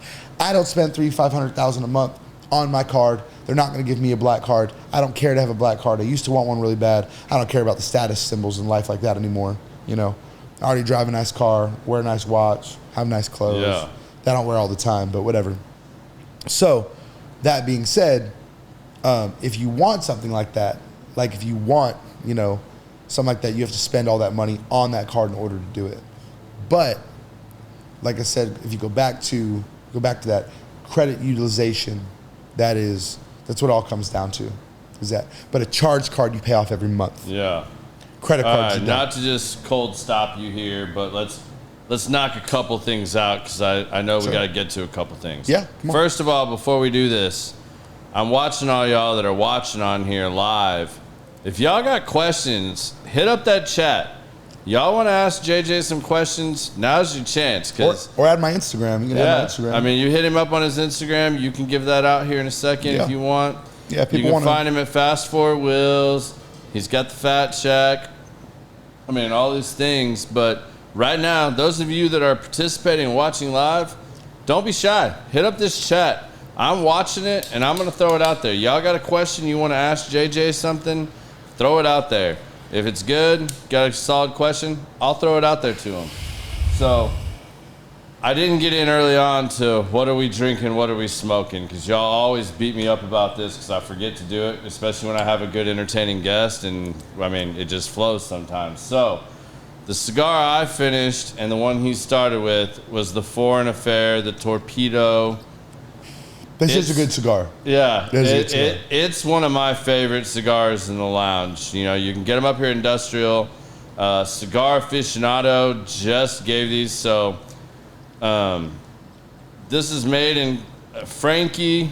I'm sorry I can't remember his last name right now, but Frankie starts with a C. I'll think of it in a little bit, but he partnered with Luciano. Him and Luciano put out this Foreign Affair. I can't quit smoking these things. They're absolutely amazing. So JJ started with that as well. JJ likes torpedoes, but likes a more of a Connecticut wrapper, lighter. So there's not a lot that I had available in a Connecticut that was a torpedo, since that's the size and style he likes. The Christoph Connecticut. Yeah, one of my favorite ones. That's what you told me. So I tried to go with something that I thought would pair well, also with tequila. Yeah, no, this is really good. JJ's a big tequila drinker, so we got the Clase Azul here that I brought from the house, and then I also brought. I'm gonna give Loyalty Liquors a plug just because I really like Loyalty Liquors. It's one of my favorite places to stop over in Plano. Actually, it might be the Colony. It's technically right there at Spring Creek and 121. Oh, yeah. They did a partnership with the DFW Whiskey Club and the DFW Tequila Club. This Codijo Reposado, it's the Three Amigos. I've had this at the bar for a while. It's really good as well, so I brought that because I thought JJ would enjoy it. I'll have a cup of that next. Yeah, absolutely. And then we also went with his other cigar that if he doesn't get to now on the show, he's going to take home with him, is the Luciano Torpedo. It's very similar to the Foreign Affair. This just got a little different profile on it. It's another cigar that I really like to smoke. And then I'm about to light a Nelson Alfonso Bandolero. This is the Series C Torpedo as well. This is another one that just size, flavor, profile will go really well with tequila. So if you're a tequila drinker and that's up your alley, I suggest you try one of these.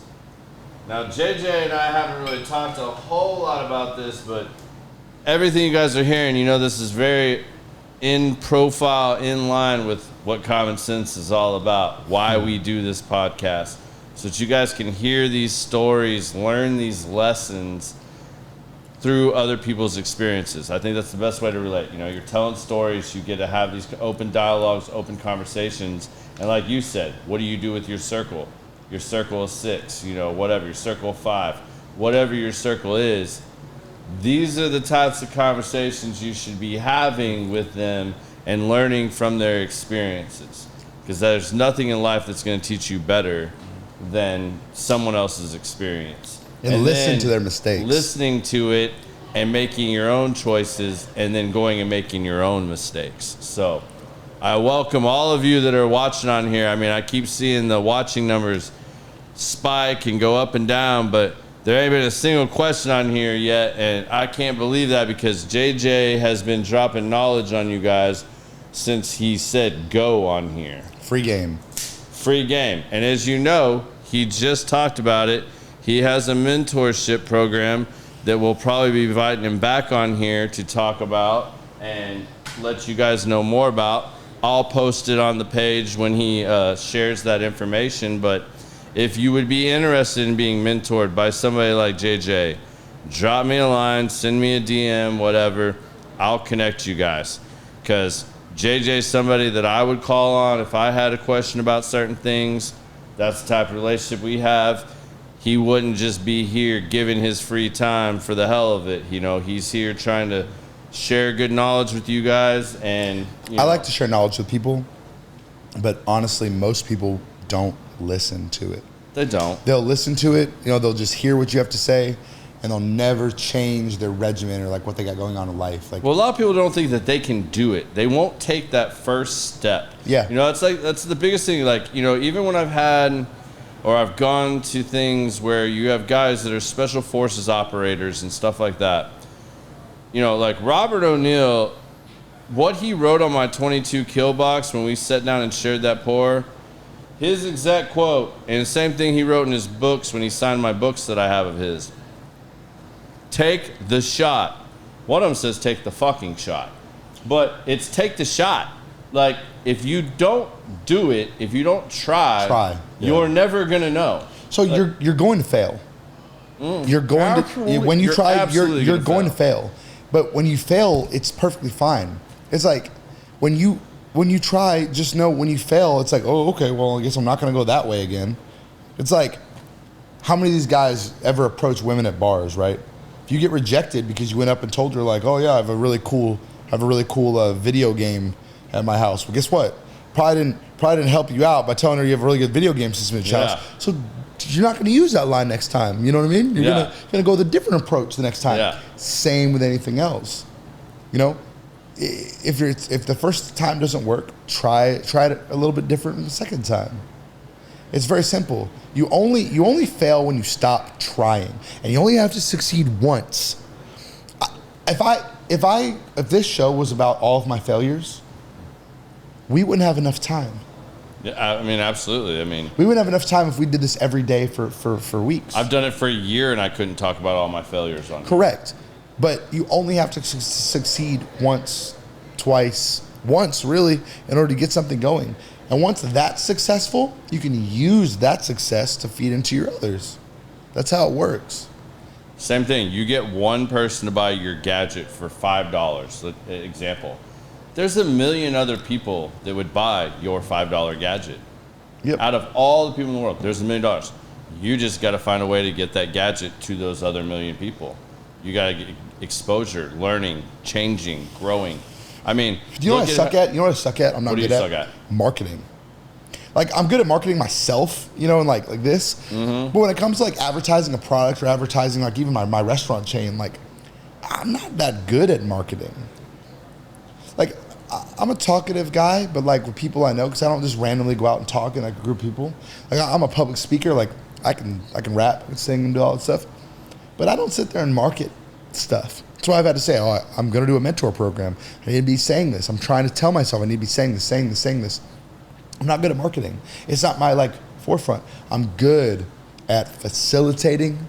I'm good at putting together the best people, a team together. I'm good at executing. And I'm good at execution, but I'm not good at marketing it. I'm really not. Well, it's good. That's not something my we should have a strong conversation about, because I know some great marketers, And I could probably put you in touch with some people. Like, Yeah.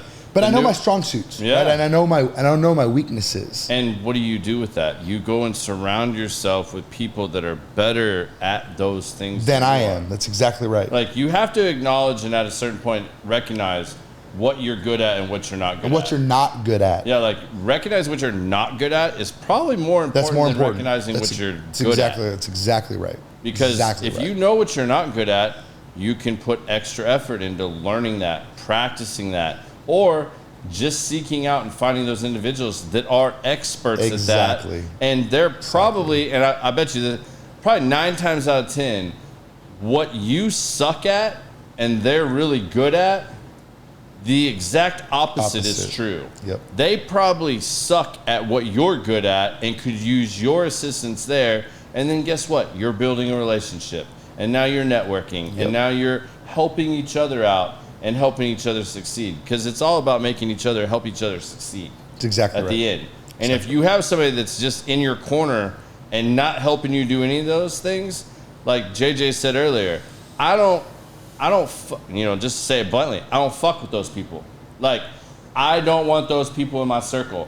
Like, if you're that person I only talk to twice a year, that's probably for a reason. Like, we've probably been friends long enough that, like, I'm going to keep in touch and, like, pleasantries and, like, yeah, hey, we're cool, we can kick it. But I'm not devoting extra time. I'm not giving you that piece of time because life is too fucking short. Yeah. Like, if you want to do things and make moves and have these things, you got to build the relationships and put the effort in. But anybody that's doing that, if they don't see you putting in that same level of work, they ain't fucking with you either. Correct. That's exactly So, I right. mean, it's a show it. Don't just talk about it either, because you can't just be one of those people that sits here and talks about, I'm going to do this, I'm going to do that. No, people want to see you do it. And it kind of goes to like you talking about the cars and stuff too. Did you necessarily need a ghost Rolls Royce? Nope. You could do it. Did you do it for those reasons? Nope. But when you do pull up in that, it turns heads. People are going to ask you at the gas station, hey man, how did you get a ghost Rolls Royce? I have people that pull up next to me and they tell me to roll my window and I roll it down. I look over and they go, bro, I just want to know what you do for a living. Yeah. And I tell them, I give them my Instagram so we can keep in contact. Some of those people I take time, I'll go to lunch with or I'll go to dinner with and I'll sit down and they'll be like, hey man, what do you do? How do you do it? One person of all the people I've done this for, and I've done this for a lot of people, literally. Yeah. I've done this for like probably 20 people now total. Okay? One person, the Uber driver that I had. Yeah. The Uber driver. He checks in with me every 6 months to a year and is like, I bought another house. And I'm like, go boy, like, Get wow. And he asked me questions. I didn't charge him any money. I wasn't doing mentoring at the time or anything like that. But guess what? What I said works. He's on his like third house now. So now he's making $3,000 some odd dollars of passive income. Still driving for Uber, still has a job. I told him, keep your Prius. He had a Prius. Keep your Prius and keep driving for Uber. Keep your day job, his other job that he had. Keep buying real estate. Y'all hear that too? He said the Uber driver that he met and drove a Prius. So even JJ in peak before this recession and all this bullshit, he wasn't ordering Uber XL and black. I've never ordered an Uber XL or black ever in my life. Like, I don't care. You had a Uber in a Prius come pick you Bro, up. I order Uber when I Uber, okay, and I Uber often because I'm dropping cars off and going places and everything. I'm getting the cheapest ride that there is. I don't need to pull up in anything fancy. I do not care. Yeah. I Who's do not gonna care. look over and see you in the back of the car? I don't give a shit. And if they do, who gives a shit? I don't care. I do not care, genuinely. Yeah. I don't care. Care what I pull up in. I'm over cars. I got my pilot's license. I want to buy a plane. Why is it that every person that gets to a certain level in life gets fascinated with flying? I just went and looked at an air hangar today at Love Field that we're going to do some work on, hopefully, and like saw Troy Aikman's private jet that he just bought his new thing. That's a jet. It's baller. I want a plane. And you see these guys doing this stuff, but it's like me, I'm not, if that shit don't have 2 engines, I ain't getting it. Oh, I had a man, bad no. experience with a little prop plane, little Cessna. That's exactly what I fly. 6-seater. Yeah. Hell no. That's what I I'm fly. out on that. I ain't going flying with you, JJ. Until you level up and you do that JJ level up thing, when you're flying in a jet, So all right, that, I'm so in. hold on. So I said I want a plane, and I'm gonna get a plane. I'm gonna take my stepping stones with the plane. Then I'm gonna buy a jet. Yeah. I am, and guess what I'm gonna do when I get that jet? Charter that bitch I'm out. gonna put it in a charter service I already know. because there's no point to have a jet if it's just gonna sit there. And 5 years from now, when I have JJ back on the show, but he'll be on there before then, I'll have we'll the be jet. talking about his charter service, and You're 100% maybe right. we'll film the podcast in one of in the his jet. jets. Yeah, we'll do it just in for the jet. the hell of it. Why not? Yeah. Sounds like a good idea to me. I'll drop my new y'all, Rolls y'all Royce are up not to the jet. asking questions. Like, this is really like kind of chapping my ass tonight. Like, I really figured some of you would be asking questions because I can see who all is watching on here, and y'all have a golden opportunity. Like, we're about to move to a Patreon service where we may not be live when you see it, and the people that are part of the Patreon service will have an opportunity to know the guests coming on and ask some of these questions that they want to ask ahead of time. But right now, you got a serial entrepreneur that has gone through tons of shit, and we're just scratching the surface, and we've only been on for a little over an hour, maybe about an hour and a half.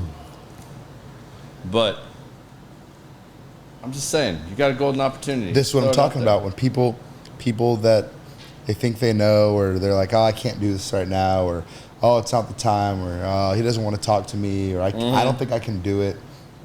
Well, that's Or if you were just giving out free advice, just like, let's say you're wearing your Ed Hardy shirt and you're at the bar and you're talking to them. They don't see the Rolls Royce keys sitting on the bar next to you. I never have them whatnot. Like, never. they don't ever engage. Like, how many people like never even like they sit next to you and never even say a word?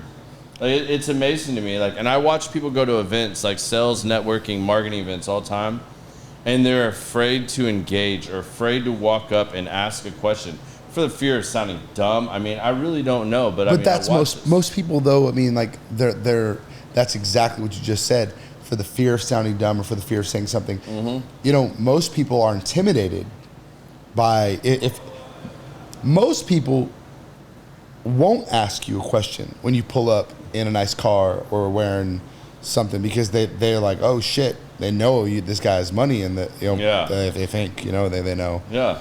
And they're like, oh shit, it's too rich for my britches or something. It's like, dude, anytime I see somebody wearing a Richard Mille or wearing a badass Rolex or something, I'm like, hey man, I'm like, beautiful watch, what do you do? Once in a blue moon, I'll get a guy that looks at me and is like, Yeah. I do real estate, have a good day. And they don't want to talk, and I'm like, okay, whatever. Cool. Don't want to talk. Yeah, cool. But What did that hurt you? exactly, the worst you can get told is no. It's like my friends that don't talk to girls. They wonder why they're single. Some of my friends ask me, they're like, so you guys saw my girlfriend. My girlfriend's gorgeous. She's super hot. And they go, how did you do that? How did you get this girl? I'm like, talk to girls. Talk to them. Just people. The hotter they are, the more lonely they are too. No one talks to them. No guys go up and talk to them. They're scared to talk to them. I'll be the one that walks up and I'm like, your hair looks great today. Where do you get your hair done? I have no hair. And boom, they laugh. Start a conversation. I tell people all the time, what's the worst thing you can get told? No. Yeah. What does that do? Yeah. You know how many times I've been told no in my life? Yeah. Jesus. Yeah. I mean, there ain't enough time in the podcast to talk about all the times you've been told no. That's But more. what, at the end of the day, what does that affect you? It doesn't have any effect on you. None, zero. Like maybe at that moment, in that split second. Donald Trump's son, Don Jr., I was eating dinner with my girlfriend at Nick and Sam's. I go to Nick and Sam's often. It's a badass steakhouse. I love Nick and Sam's. Yeah, it's one of the best restaurants in all of Dallas. I'm sitting at Nick and Sam's in the bar. I go there often. And there's a safari hunting club in there. And all of a sudden I see Don Jr. walk by. And my chick and I see him. And we look up and he nods at us and just walks by. And I was like, I look at my girl. She looks at me and I'm like, what's I think it was? And she goes, yep. And I was like, I'll be right back. I got up, and she's like, you're not. I was like, oh, I am. I go to the front door. He's waiting on his Uber Black. This is, you know. And I walk up, and I go, I see a security kind of outside looking at me, and I walk up, and I just walk up, and I was like, excuse me, are you Donald Trump Jr.? He's like, yes. I said, man, I'm a big fan. I was like, I know you get this a lot. I was like, do you mind if I take a picture with you? And he was like, no, go ahead. We sat there and chopped it up for 10 minutes before his Uber got there. And when are you going to have that opportunity ever again? How often are you going to have that opportunity? How often? Didn't go up and ask for an autograph. I don't want his autograph. Right. I wanted the picture with him just for I didn't even post that picture. It's on my phone. I don't care about that. I sat there and talked a little bit about politics, but I talked about the hunting club and all that stuff. How do you get in it? You know, what you would do. I was like, why are you in Dallas? He's like, oh, the hunting club and all that. And I was like, that's really cool. And I was like, man, I gave him my information. I'm not going to ask for his phone number. Yeah. But I was like, hey, man, I'm going to give you my phone number. If you ever want to hit me up while you're in Dallas, if you ever need some good places to go, or if you ever need an exotic car rental or a chauffeur service, you know, I'm invested in a business like that. I said, I'd be happy to help you out. And he was like, no, cool. So we shook hands. So he's like, what's your name again? I said, JJ Salomon, you know, I'm JJ. He was like, cool, man, good to meet you. Now, if I ever see Don Jr. again, remember me? Met you in Dallas? He'd be like, oh, yeah, JJ. Yeah. I was in 2016, right before Trump was elected. I was at a tattoo convention in Detroit. And who's at our hotel? Donald Trump. He was in the penthouse, and Eric, his other son, was having drinks, staring at my girlfriend in the lobby. So what I do? Jumped up, walked over, hung out with him, talked to him, took a picture with him, but whatever. Didn't post it. I want clout like that. I don't care. But I know Eric and I know Don on a first name basis. So my good friends with them. I'm not saying I am. But these guys now, when I can say, hey man, we met a long time ago. I don't know if you remember. I'll be like, oh, maybe, you know, maybe. Don will definitely remember me. 100%. No offense or buts. We had a good 10 minutes. I met Kevin Gates at the Lamborghini dealership. He's one of my favorite rappers. And then I met him again with Paul backstage at a show in Virginia. And I was like, what's up, Kevin? And he's like, I know you. And I was like, I know. We met at Lambo Dallas. His Lamborghini is getting serviced and my Lamborghini is getting serviced. We just sat in the dealership and talked for a good 30 minutes. He had no idea I'm involved in music and I'm good friends with DJ Paul. So now Kevin and now we exchange phone numbers and him and I are good friends. That's awesome. It's all about networking. It's all about who you know, and seize that opportunity when you get it. Why not? So it's crazy. And I apologize to anybody. I just got informed that apparently Rumble is not letting you comment tonight. I don't know what that's about. We'll have to get to the bottom of that. But if you are over on the YouTube channel, I'm checking that too. So feel free to jump on over there too. I met Jelly Roll the other night. I was at the show, 365 Mafia, Jelly Roll. Yeah. Well, I was in the dressing room with DJ Paul and all of them, you know, because I went to the show with them. Like I said, he's a really good friend of mine. Yeah. And so I was back there with Jelly Roll and his wife, Bunny, Lil White, Lil Flip, all of them, and I met a lot of them. They're just cool people, you know. But I mean, like I said, I'm involved in music myself, so it's cool to be around all these guys that always, you know, are positive. And they all came from nothing, nobody. They're regular people. And I was with them this last weekend. That's the other thing, too. Like, at the end of the day, it's just another human being. Yeah. That's doing something different than you. If you just treat them like a regular human being and have a normal conversation with them, you're probably going to get somewhere with it, because that's what everybody wants at the end of the day. Yeah. Most of those people are really lonely because, just like the hot girl, nobody talks to them. No one will walk up to them except for paparazzi that want stupid pictures and stuff like that. Yeah. But no, I met all of them, and they're really cool people. It was cool chopping it up with them, and you ask them different questions, and you know what being on the road is like with them, and what the entertainer lifestyle is like, and all that. And it's not what everybody thinks. Everybody thinks just because like you drive a Rolls Royce, oh, it must be nice. Yeah, it must be nice when you work 120 hours a week to drive this car, and you see me the one night I'm out in it. Because all the other time I'm in my beater going to and from all my businesses, dealing with stress, problems, issues, this, that, and the other. Must be nice. I love when people say, oh, you're lucky. Must be nice. Yeah, right. I can tell you when he first started out with the like repair stuff too. I didn't go to some fancy shop or anything like that. Like, I had a one-bay shop. He had a one-bay in an industrial storage facility. That's where it started. And that's where he started. Like, I mean, and honestly, I mean, if he hadn't have been him and been so fucking cool when we first met, You never would have brought your truck to I'd have me. been like, God, why did I take my truck here? Yeah. I mean, like, I know the owner of Grapevine Ford. Yeah. Like, that's normally where I take my shit. Yeah. Like, if I had known and like whatnot, and like you hadn't have been the way you were, and you're like, bro, give me your cell phone number. I'll take pictures when my tow truck gets here. I'll get you. I'll have everything to you Monday morning. Fuse number 27. Yeah, you're That's like, what it I'm is? telling you right now, I already know what the problem is, but I'll get you the full diagnostic report. Yep. Yada yada yada. You know, if I'd have just like by appearance, but like honestly, I haven't very often got better service than what I got right then and there in a storage bay, in a storage facility. He had top line mechanics there, and it wasn't like he was just working on my Ford Raptor, a Ford truck, pretty common. I had pretty easy to Bentleys, work on. Lamborghinis, and other That's cars what I'm there. saying. But then Yeah. you look in the bays of this like thing, and there's Bentleys, Lamborghinis, and Yep. all kinds of shit. Yep. Not just anybody can work on a Lamborghini. Like, So I specialize in Lambo service now. yeah. I do Lamborghini service. I do Ferraris. I do Porsche. I do Bentley, Rolls Royce. I do all of that now. I also do Honda Civics. I do everything. You know, Yeah. I do everything. But now I have everything for Yeah. Lambos. I have everything. So I'm in Lambo Club Dallas. We have a small group of us. Okay. Small. I service a lot of the guys' cars in Lamborghini Dallas. You got a paint and body shop? I do.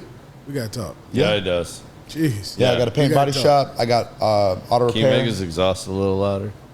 Yeah, I can do that. He used to can't- get you really can't mad make it when no my louder. when my You can't V make it no was louder on the cold start. He cut his exhaust off trying to be louder. My F-150 is straight pipe, that's all. Okay. And it's a Coyote, so it sounds the V was beautiful. still louder for the record Alright. for any of you that wanted to know. I can help you with that. Oh, there you go. Help you get a nice clean sound out of that. Instead of just, okay. Well, Oh, yeah, we have a greatness. lot of discussion after I this got is you, man. over. No worries. All right, so I know we're to the point where I need to wrap this up a little bit. So my Instagram is jstallion34. Absolutely. JSTALLION 34. It's a picture of me. I am verified. I got like 11, 12,000 followers on there now for me. And anybody can follow me, DM me, go through Garrett. yeah, Whatever. send me a message. I'll connect you. If you got something you want to connect with him on, we're going to be connecting on some stuff in the future, especially knowing about his mentor program and all that. I can guarantee you JJ will be a return guest at some point. We will be doing some more talking about his mentorships. If y'all have questions about that, just because we don't have all that information ready and available for you right now, DM me. I'll gladly connect you. You guys can be a part of what he's doing. He'll gladly coach you. And as you can see, he wears it on his sleeve like I do. You're going to get this. JJ's never been anything Yeah. other than this. I'm real. I'm not fake. I'll tell you exactly Yeah. how it is. Yep. If he don't like you, you're going to know he don't like you. You'll know You'll know real fast. real fast. Well, man, before we wrap this up, there's a few things we do on the show. If you had children and you were going to leave tonight and you could only leave your child with one word of advice or one piece of advice, what would that piece of advice be? Is this life advice? What kind of It could advice? be life, but it could be your dying words. Like you want to give them some like a really good piece of advice, to go with it. Like, hey, if I never get to give you another piece of advice, what would this piece of advice be? Well, the world, unfortunately, is run by money. So what I would say is, don't let money rule you. Do something that you love to do in life, but also has the ability to make you have a nice life. So, for instance, if you wanted to be a teacher, great, but that's probably not going to net you a decent life and living. So if you want that decent life or decent living, I wish I had my dad to tell me this when I was a kid, but I didn't, because like I said, he passed away when I was 8. I wish somebody told me to go in directly into commercial real estate, oil and gas, or energy. Something that I could do good business with, or wealth management. Something that I'm a people person, right? Something that I could interact with people, help people, make things better for them, and do something that makes me a comfortable living as well. So if I had to give advice to my child, which I don't have any kids yet, or somebody that is important to me, I would say do something that makes you happy, but also does have the ability to net you what you want in life. Absolutely. That's what I would say. That's my advice to somebody. It's great advice. Great advice. All right. Now, I don't know where you're going to go with this because you've dropped so much knowledge and common sense on people tonight. We have a little segment called Give Us Your 2 cents. Okay. So, this could be something I didn't ask you or you didn't get to say yet that you just want to put out there. Give the listeners JJ's final 2 cents for this episode. Well, considering we're in the world we're in, my 2 cents is stop looking at people's social media and judging your life by people you hate, that you don't like, that you think that you need to be better than. Because they're not happy. That's why they post everything. That's why they post these trips or vacations or them all these new cars and all this stuff. Half of that stuff, that's all not real. My other 2 cents is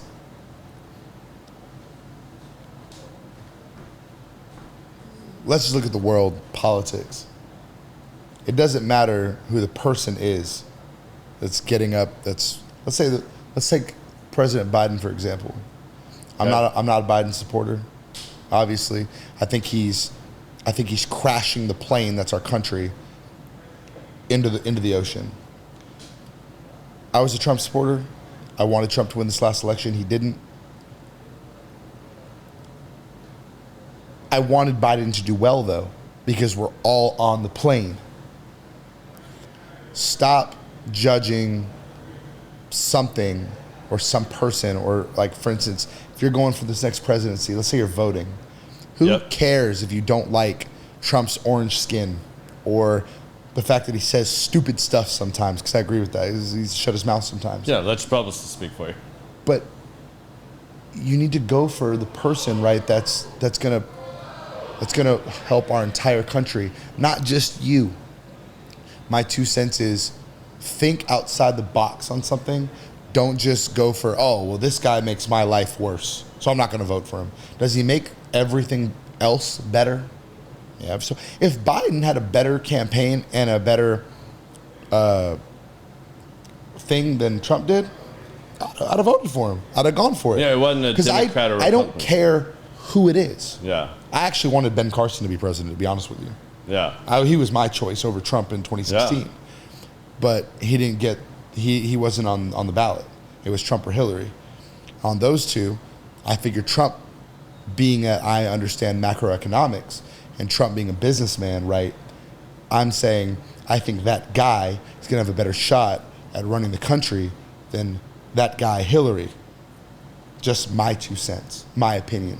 Yeah. So my 2 cents is don't look at somebody because they don't like it. Who cares about that person? Look at the bigger picture on everything and go for what's gonna net the best for everybody overall, if that makes sense. That makes a lot of sense. You know, like I've been impressed with what Robert Kennedy's been putting out. Yeah, he's been doing great. And he's a Democrat, right? He's a Democrat. And I mean, I think, he's been a lawyer that's fought for the environment. He's smart. And he's super smart. He's battled the biggest, and he's super smart. Yeah.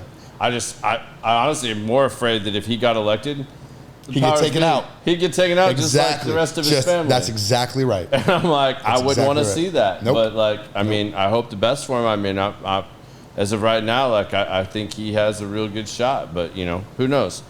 Well, man, I want to thank you for coming on the show, man, and giving us your time. Yeah. I greatly appreciate it. And I appreciate our friendship. Yeah. And if you guys don't already know, go check out Fast Four Wheels. Stop by the Fat Shack in Plano. It's really good food. I mean, it ain't gonna help your waistline, but it's really damn good food. We have burgers, wings, and Phillies, and we're open till 3 a.m. on the weekends and 1 a.m. every night. Run DoorDash, Uber Eats, Grubhub. And when everything closes, like we're like one of the few that's open. And Yeah. we have an array of different foods opposed to like Whataburger, Jack in the Box, McDonald's, because everybody's tired of Can you make Jack in like the Box, a taquito Whataburger. that's still available all times of the day? You know they don't do that anymore. It's only available after 11 p.m. The Still, taquito. yeah, it's been like that forever.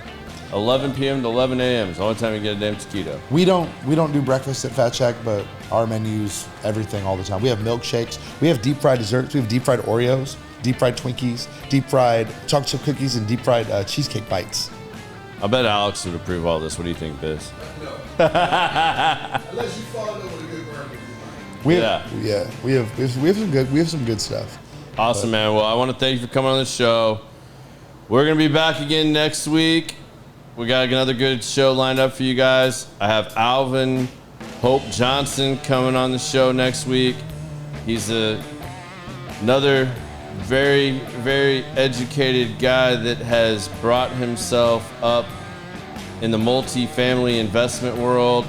He's got a class coming out at the end of the month. I think it's a 2-day seminar. I'll post some more stuff about that later this week, where if you want to learn how to invest in multifamily real estate, That's my next. he's got a course for you. As you guys know, my day job, I rehab apartment complexes, so I guarantee you this is gonna be a good show because it's both of our languages that we're speaking here. I'm gonna get to be on the other side of the wall with a guy that is on the ownership side, that invests, buys these properties. You're gonna get to hear that dialogue and see how he looks at these things versus how someone like me on the contractor side would. I think it's a show you guys are all gonna love. So please tune in, please support these guys, and until next time, peace.